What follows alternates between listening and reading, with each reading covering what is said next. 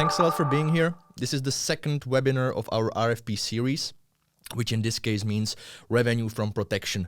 And what we want to do in this series is look at telco cybersecurity, telco consumer cybersecurity from the business first perspective, to see how it can be monetized in the long term and how we can bring most value to the end customers.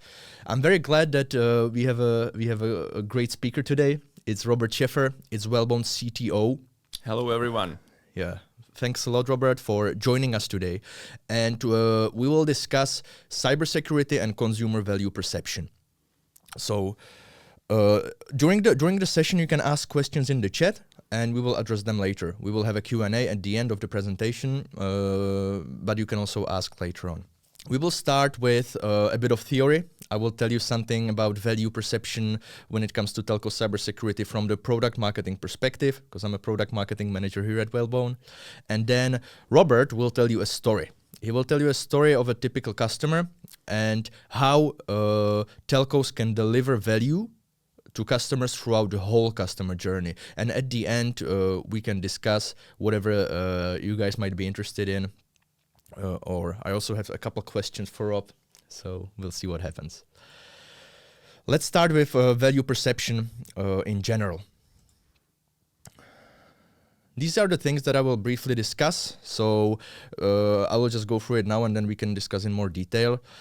We have to understand always that perceived value is what really matters.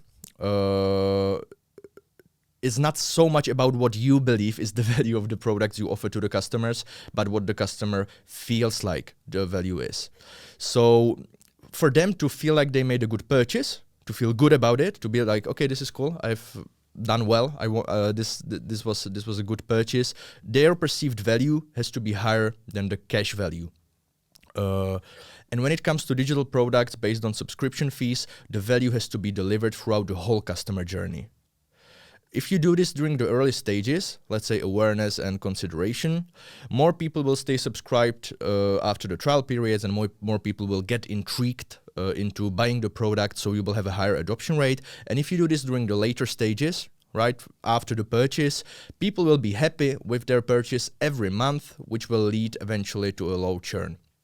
I know it's very intuitive, but it's important to realize this at this point. So once again, the goal for us is for the customer to feel like they made a good purchase, right? To feel good about their decision. So the perceived value has to be higher than the cash value. You can compare this to Harvard Business Review recently in their concept of value stick. They talk about this when they discuss that the difference between the willingness to pay, which is like, let's say, the highest amount of money the customer is willing to pay, and the real customer price is what brings customer delight. So basically this difference is what makes the customer happy about their purchase.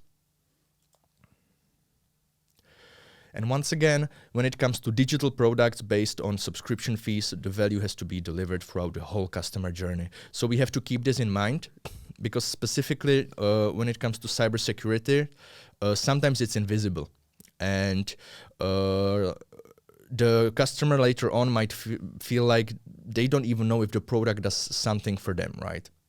So for them not to churn, we have to make sure that we always try to come up with ways to communicate the value. This is like a table that will somehow sum up what I talked about.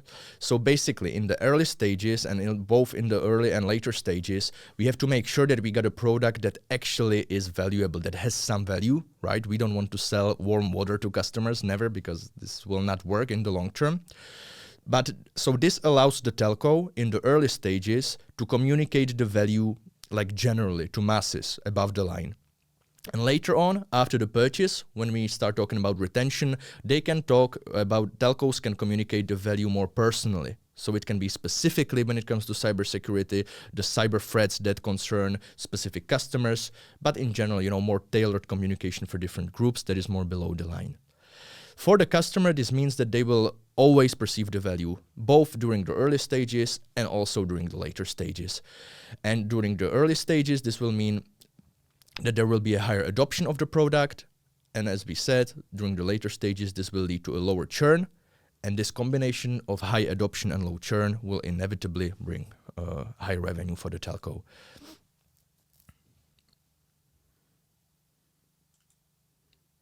All right, so if you look at it, this is the resulting simplified formula. As I said, high adoption rate plus low churn means high revenue boost and top line growth. And what we need, these are the prerequisites, right? So this is what we need in order to even successfully communicate value to customers. So we need two things, and this is something to also keep in mind. We need actually valuable product, right?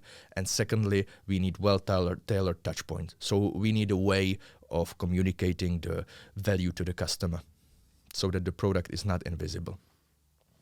And where we want to get, this will be during every stage of the customer journey. We need to make sure that, let's say this is a John, your ideal customer. We will discuss his story later on, that the offer was a good value. So they will perceive the value and they will feel like they made a good purchase. So this is it. This is the, let's say, theoretical background that we wanted to talk about. And now Robert will discuss the customer journey of John. He will tell you the story and what is important from, of course, also the technological perspective, as he's our CTO. So Robert, the floor is yours. Thank you, Andrzej. Okay, let me guide you through the story of John. As an introduction, I would like to describe John. John is an everyday guy. So he's definitely not a cybersecurity specialist. He's a user enjoying his digital online being. He has a smartphone. He has a laptop. And he recently also bought a smartwatch, but I mean nothing else, nothing special. He's not a techie. He just enjoys communication on social networks. He is consuming the online content, as basically most of us. Yeah, so that's John, and let's see the challenges he may observe and he may encounter along the way. What is very interesting, John is more than aware about the cybersecurity threats and risks out there, because major media in the country inform about the cyber attacks, about the impact on everyday people or companies. So it's every few weeks it's a major story. It's a headline in the local media, and John follows this. I mean, it hits John from time to time. Also, John's bank sends a notification from time to time. Hey, there is an ongoing attack on our clients. Be aware. Don't click any suspicious messages or links, etc. So John feels there are threats out there, and last but not least, also like John's friends on social media are being attacked. John's friends on Facebook, for example, accounts have been hacked. Yeah, so the accounts are being misused. John is aware about that. He has spoken with his friends about this briefly, and also one of his friends has lost some money due to a phishing scheme recently. So this happens, and it happens to most of us. So there is an awareness, and besides all these channels, also the telco operator communicates to John that he should care about his online security. That actually the telco is an expert in the field and provides relevant information to the market on what's happening, what are the usual attacks that are being run in the country, and John is aware. But what is also important, John doesn't really want to invest much time or money into the thing, because he's not confident in like being able to protect himself online. He would rather rely on someone else to help him with protecting his digital life. And it's too complex. He doesn't want to go too deep in the topic, so he would really appreciate someone helping out, so he doesn't have to care, or he doesn't have to care much. So what happens there? I mean, John wouldn't go anywhere discussing his cybersecurity and discussing how to protect himself.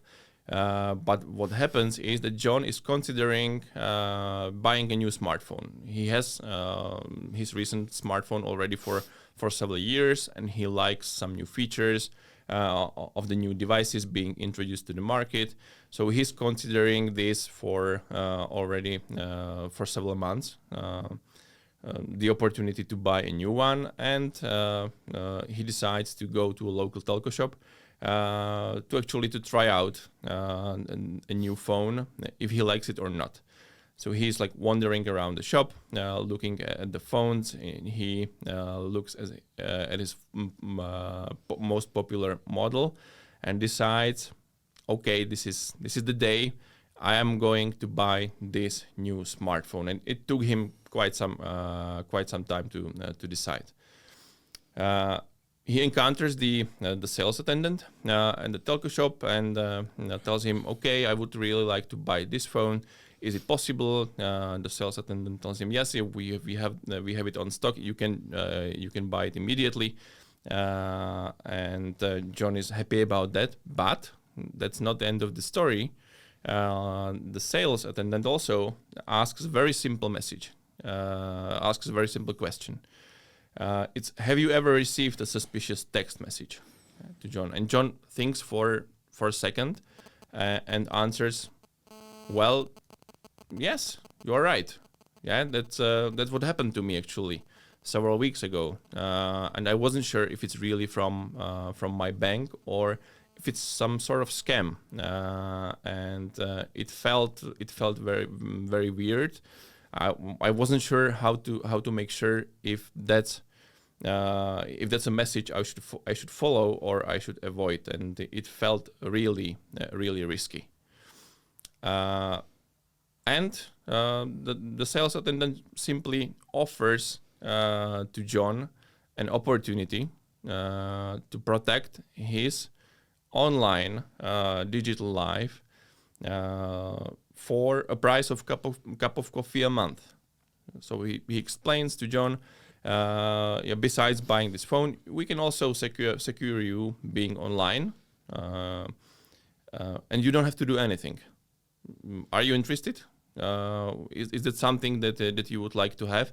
And John, as he follows all the cybersecurity news, all the media news that hit him previously, decides, okay, I should really do something about my security online. So let's do this. Let's try this out, and agrees to activate the service.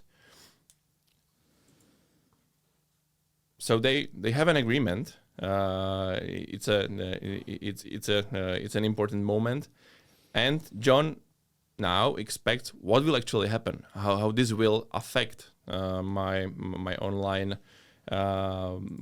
being, and goes home. He has a new smartphone. He enjoys looking for the new features, etc. And on his way home, he actually immediately in a few moments gets a notification from one of our security layers, one of the layers of Whalebone Aura, called Identity Protection, notifying John that a password and payment card details of one of his online accounts from the audio streaming service has recently leaked online. and the hackers, they have access to those information. So this is something that he gets immediately, basically in a few moments, and we guide him through the remediation. So we tell John, you have to change your password on that particular service, but also on all other services using where you are using the same password to protect your accounts and your online identity. And besides that, we strongly recommend to deactivate that particular payment card that was used on that service, because there is a huge chance that the hackers will try to misuse that for some fraudulent payment of theirs to get your money. Yeah. And John gets this first message in a few hours and start thinking, okay, I just received something that was even out of reach of the telco. They helped me with my leaked account from this audio streaming service. So he already perceives the value. In the next weeks, John doesn't really want to configure or to spend time with the service. He's just enjoying his new smartphone, and he, to some extent, even forgets about the service because it doesn't put any obstacles in his way. So he's just enjoying the everyday activities, such as like sharing information on social media and consuming the recent news. And all of a sudden he gets a message that looks like it's from a local parcel delivery service, that there is a parcel available to pick up, but he has to pay a small amount of money related to the delivery.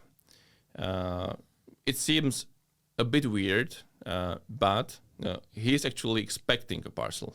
So he clicks the link, the evillink.com, and he is immediately warned by Whalebone Aura that this link is malicious, it's fraudulent, and it's trying to lure the payment information from John. Besides the information on the actual redirection page, he also get a notification through an SMS that this happened, and he should avoid putting any more information on that particular website in case he wouldn't be aware straight from the actual redirection page. What's great about this, he is protected, although he never have to set up anything.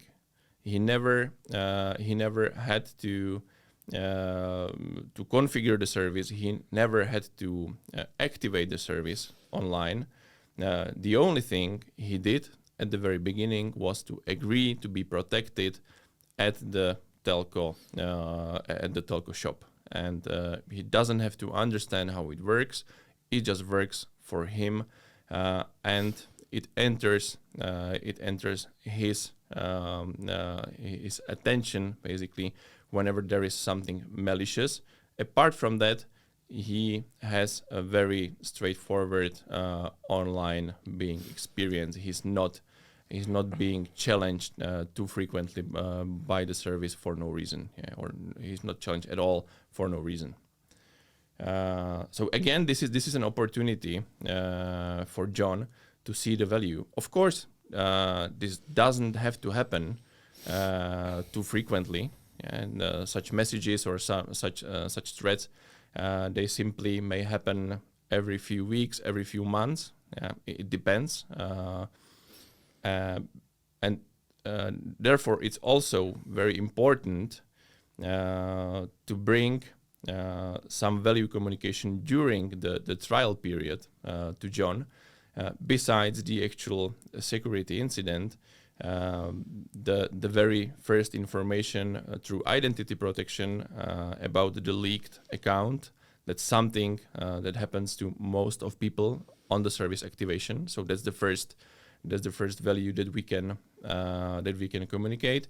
And also during the trial period, we deliver an information to John on what has been protected, how Whalebone Aura protected him, and what value was delivered, so that it's very clear to John that at the end of trial period, even if you send him a notification, the trial period is going to an end. If you want to cancel the service, you can do it here. He will do the decision that, okay, for a cup of coffee a month, this is definitely worth it. So I'm keeping the service. I'm not canceling. I'm going on. I'm going forward. And this is a very, very important decision. And he understands that the telco, with the fully rebranded product, delivers the value that he would like to keep, and he will not churn. And he continues to live secure. Yeah. So from time to time, not very frequently, it will not be on daily basis, but from time to time he will experience and he will be reminded of the value. There will be some new network security incidents. There will be some new identity protection incidents in the future that he will be aware of, thanks to the notifications and thanks to the regular reports. He will also eventually, if he wants to go a bit deeper, he will be able to configure the service to his liking. So he will be able, for example, to block advertisements online via the user interface, or as John will have some children in the future, he will be able to restrict them the access to adult sites to protect them accidentally entering some unwanted content. And as mentioned, from time to time, every few weeks, every few months, he will be reminded through one of the rebranded touch points that this is worth it and he should keep the service. Besides that, the telco makes a really good job on the local market of evangelizing about the cybersecurity, since Whalebone Aura delivers as part of the product so-called marketing SLA, where we put together reports, regular monthly reports for the telco product team on what are the current major threats on the market, what can be communicated to the end users via newsletters, via social media, so that the product team can just take it and reuse to educate the customer base. Why is John smiling? John is smiling because although he's reading about the cybersecurity threats, he knows that he's already protected, and he perceives the value for the very low price, the value he is getting, and he doesn't have to put too much time into the cybersecurity protection. He relies on the telco to do it for him. Thank you, Robert, for telling us the story of John. As you can see, we have a quote from one of our great customers from Tele2. This is specifically about this, right? That real-time threat data have made Aura tangible to Tele2's customers. That's something that Rob talked about in the end. And also, when it comes to Tele2, we have a brand new case study ready for you. We haven't published this anywhere yet, but it will be a part of the follow-up email. So make sure to open the email. So this was it. This was the story of John. Thank you, Robert. Thank you. And let's discuss more. I have also written down new questions, so I hope we can get through all of this in 20 minutes. But as I said, you guys feel free to ask questions in the chat. First of all, John bought the service in a store. But I know that people can subscribe to this service anywhere. They just need to somewhere or somehow express the buyer intent, right, to express their willingness to pay. Can you just elaborate on this a bit and also explain how it is possible, like from the technological perspective? Mm-hmm. The John story was an example of particular cases, but it was not like the whole list of options and possibilities. So what happens? Whalebone Aura can be integrated and attached to any telco sales channel. Yeah, it can be any digital channel. It can be simply an acknowledgement via SMS that John would like to try out or to have the service to opt in. And the telco digital or any telco channel simply notifies Whalebone Aura stating John has subscribed and he will be using the service on this particular SIM card or on this particular connectivity. Yeah, and we activate everything else. Mm-hmm. All right. So in this case, there are no limitations. Basically, wherever John can say yes, wherever the telco can offer and sell something, the cybersecurity service Whalebone Aura, or the rather to say the service, the product rebranded in the telco brand, can be offered and can be delivered. Mm-hmm. All right. Before we get into the particular stages, you also talked about, or we talked about the touch points. You mentioned some of them, that there can be the blocking page, there can be the reports. Can you name some of them? Like, can you just go through some of the, let's say, most important touch points that Whalebone Aura offers? And also, if you can elaborate on what does the telco have to do to get them, to have them, available? Thank you. That's it's a very important to understand that how we architect the product Whalebone Aura is to offer to the telco that we can do everything for them. Yeah, to avoid basically any possible development effort and time on their side. So we have all the touch points ready-made for the telco. They can just say, okay, we would like to have the user interface. We would like to offer the user the option to configure the content filtering on the user interface, and we want to have it fully rebranded. Of course, we don't want to telco to develop the user interface on their own, and we don't want them to do the effort of integrating into the existing user interface. That's why we rely mostly on single sign-on. That will just take the user, which is logged in the self-care portal, to this rebranded user interface. And for the telco, it's zero effort. They just share the information about how the single sign-on should be done, and they share their ideas on the rebranding of the portal. Besides that, multiple other touch points. The blocking page, that's one very, very obvious. Again, it's hosted on the actual DNS resolver, which is responsible for the network security, and it's maintained by us with all the features, with all the possible flavors. The telco just cooperates on the rebranding part. They don't have to host it. They don't have to ask the network team to set up a new server for the blocking page, etc. It's hosted on the resolver itself. The touch points, such as like notifications and reports, can be delivered via multiple channels. Usually we go with SMSs, emails, and push notifications for the users that are using the self-care mobile application of the telco. And again, we handle all the preparation of those messages. We handle the delivery. What we usually do is that we ask the telco to let us deliver the messages via their channels, which are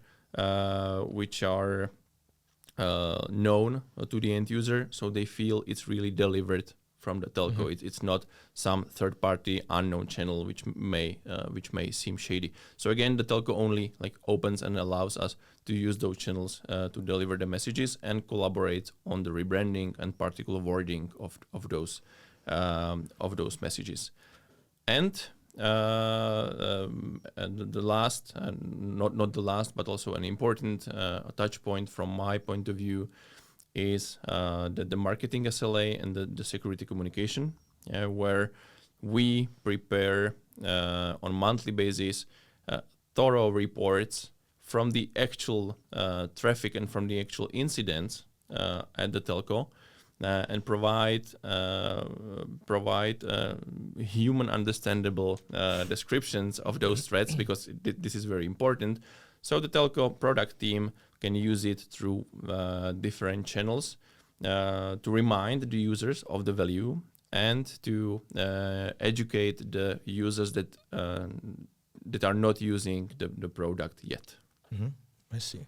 So you said that a lot of it is actually out of the box, right? Like all of these touch points and ways of communicating the value to the customers are ready-made, and the telco just takes them, potentially rebrands them if there's some visual parts.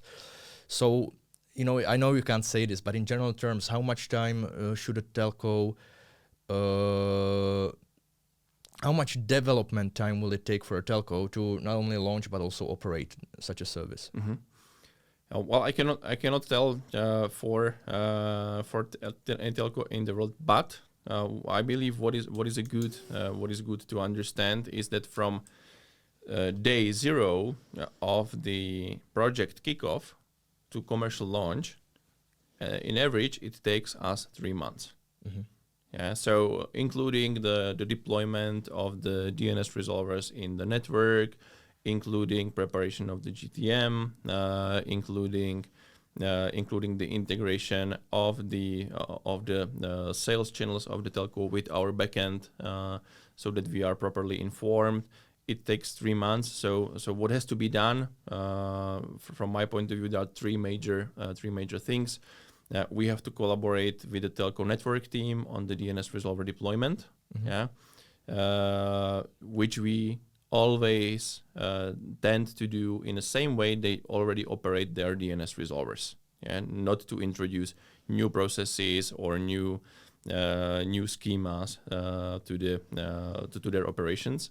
The second layer is IT integration, the single sign-on usually, and the sending the API calls towards us stating that John has ordered the product.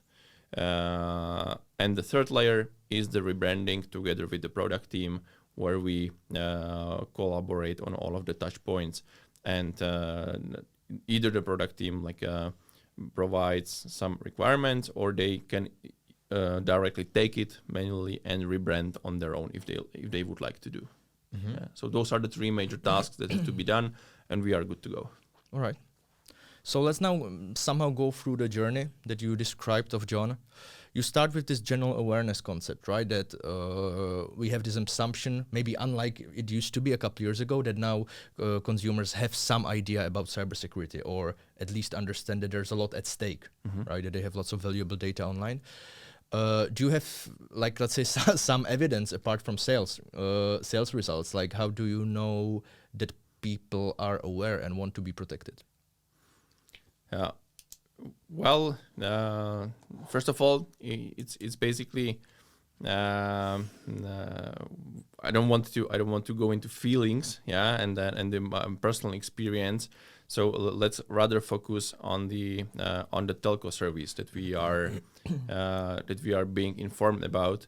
All the telcos that are considering the product, not all, but some of the telcos that are considering the product, are going or did a survey on the local market, asking the customers the questions to get a notion if they are actually interested, if they have the feeling they should care about cybersecurity, first of all, and this is overwhelmingly positive. The people understand that they should care. Mm-hmm. They don't know how exactly.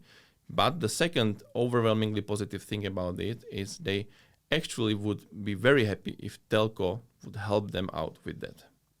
I believe one of the important part of the story is that the customers already have to rely on telco and trust telco with many things. Telco has many confidential information many private information about the user. They know the identity of the user in most cases. And they are processing all the traffic of the user So the user has to trust the telco to a major extent. So it's a very good partner, not just technologically, but also like from this side of perception, to help protecting the customers. Mm-hmm. All right. Then the next stage was this purchase, right? The situation in the store. From the value communication perspective, what I find interesting is that the sales representative asked John, "Have you ever received a suspicious text message?" Right. So this is where I think the point of that is probably that we don't talk about cybersecurity in a confusing manner. Mm-hmm. Because the whole concept is that you can always communicate the value that's like connected to real life experiences, right? So can you maybe elaborate on how we also help telcos to come up with this way of communicating that's incomprehensible to the end customers? Since the Whalebone Aura is a complete product for the telco, it's not just technology. That's a major difference. I mean, the underlying technology is very important, to have everything fast, stable, reliable, etc.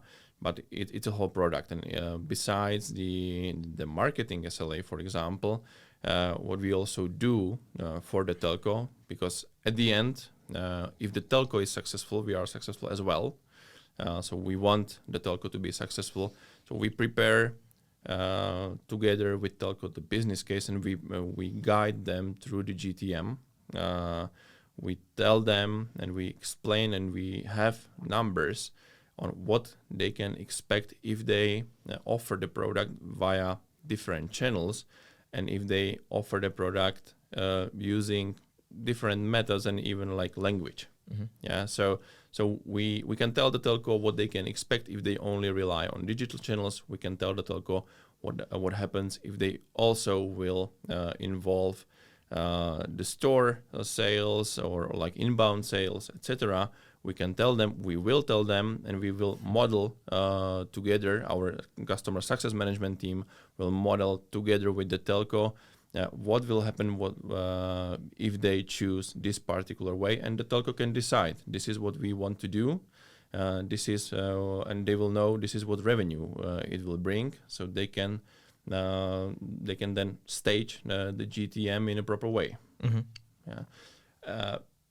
With our experience, if it's done properly, the telco can actually sell the product to 1% or even more, 1% of the customer base on monthly basis. And that's our goal, and we want to support the product team with all the knowledge we have. The important part is that we have the knowledge from the worldwide markets, and we will share this knowledge with the telco that we are deploying Whalebone Aura. Mm-hmm. Later on, when John already bought the product, there was this identity protection, and later he had an incident with network security. Maybe just briefly, if you can comment on the combination of layers. Why is it a good combination from, looking from the perspective that we are talking about, the value communication to the customer? Mm-hmm. Well, with network with network protection, basically you have to something has to happen to the user. The user has to be challenged by some cybersecurity risk online to receive the suspicious message, or to be or email, or to be redirected online on some malicious website, etc. To be able to straightforward prove the value. With identity protection, and it works long term. With the network security, it works long term. You will be able to prove the value month over month, long term. But if you would like to have something immediately, identity protection is a great choice there, because most of the users, it's actually majority. It's a majority of the users have some historical incident related to identity protection, some data leak, some passwords, some payment cards, some private messages have leaked somewhere online, because one of the service providers hasn't been cautious enough, has been hacked, and the information has leaked. And this is what we are doing. We are observing, we are gathering the information about the leaks to be able to warn the users. As soon as the users subscribe, we are able to look up the historical incidents and inform the user immediately. So it's very important that immediately on the very beginning of the service, we are able to prove the value and give something to the user early on during the trial period. Mm-hmm. And later on, let's say there's this network security, sometimes the user has an incident, sometimes they don't. Mm-hmm. How can you communicate the value of the product if there is no incident? Because it doesn't mean that it's not a valuable product, because they are still safe, right? They are still protected. Mm-hmm. Maybe similar to an insurance, it still brings you value of some, let's say, feeling safe even though you don't have an incident. Even if you don't have the incident, you still get an information about you were protected, about how you were protected, about, for example, the incidents of other customers. Yeah, so you actually get the information what's happening to the other people that are using the service. What is the amount of incidents and what they are. What the incidents could have possibly caused to the customers in case they didn't use the service. So there are other ways to prove the value. It doesn't have to be the incident itself. It's the most tangible one. But if there is no particular incident, you can still leverage. You can still leverage the information from the whole network and get it. It's not just some like made up information. It's a tangible information from the market that the customer can relate to. Mm-hmm. So, okay. We talked about, let's say it seems like a bit paradoxical that we know that the customer doesn't want to do anything. They don't want to, be involved in this security. They just want to know they're safe. So it's probably about finding the perfect balance of not forcing them to go through too many touch points, right? Not forcing them to do an action, but just informing them, right?